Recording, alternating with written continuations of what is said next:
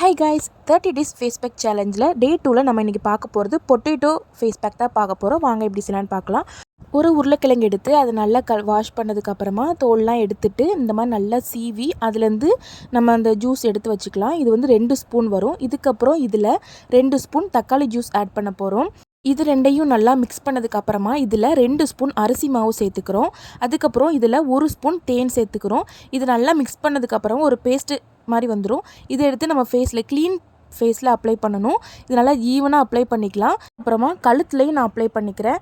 கழுத்தில் அந்த கருப்பாக இருக்கிறதுக்கு உருளைக்கிழங்கு ரொம்பவே ரெடியூஸ் பண்ணி கொடுக்கும்.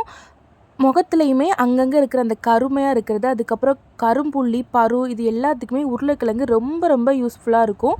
ட்ரை பண்ணி பாருங்கள், நல்ல ரிசல்ட் கொடுக்கும். இதை நீங்கள் வீக்லி ஒன்ஸ் யூஸ் பண்ணுங்கள்.